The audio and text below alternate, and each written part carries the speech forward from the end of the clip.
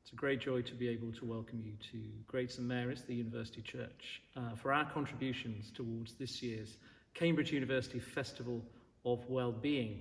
And the idea is that this isn't going to be religious, no dog collar here, but I've chosen 5 texts which I hope you'll really enjoy listening to. You don't need to be religious to understand them. They're not creedal or require any sense of devotion on your part whatsoever, but they speak to me.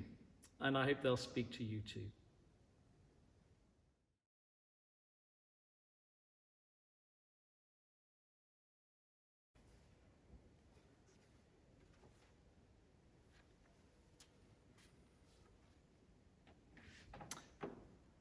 I didn't read The Wind in the Willows when I was a child.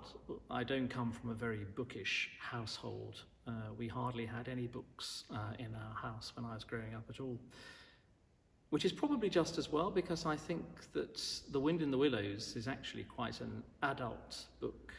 And now is not the time for a lecture about Kenneth Grahame and the sad story of his son and all the background to the book.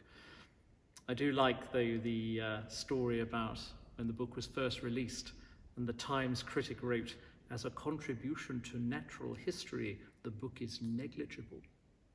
Hey-ho. The start of the book has been described by one theologian as the finest non-biblical depiction of resurrection in the English language. I love it. I hope you do too. As I record this today, the sun is shining, and as you watch or hear this, perhaps it will be where you are. The Wind in the Willows, Chapter 1, The Riverbank. The mole had been working very hard all the morning, spring cleaning his little home, first with brooms, then with dusters, then on ladders and steps and chairs, with a brush and a pail of whitewash, till he had dust in his throat and his eyes, and splashes of whitewash all over his black fur, and an aching back and weary arms. Spring was moving in the air above, and in the earth below and around him, penetrating even his dark and lowly little house with its spirit of divine discontent and longing. It was small wonder then that he suddenly flung down his brush on the floor, said, "Bother," and "Oh, blow," and also "Hang spring cleaning," and bolted out of the house without even waiting to put on his coat. Something up above was calling him imperiously, and he made for the steep little tunnel which answered, in his case, to the gravelled carriage drive owned by animals whose residences are nearer to the sun and air.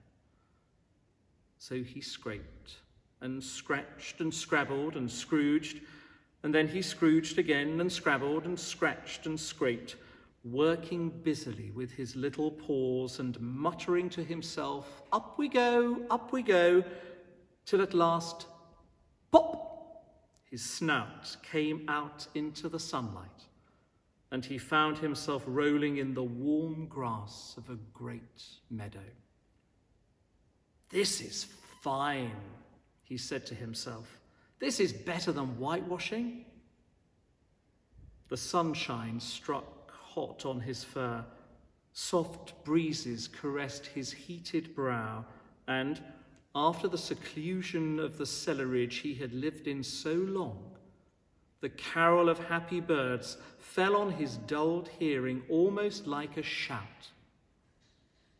Jumping off all his 4 legs at once, in the joy of living and the delight of spring without its cleaning, he pursued his way across the meadow till he reached the hedge on the further side.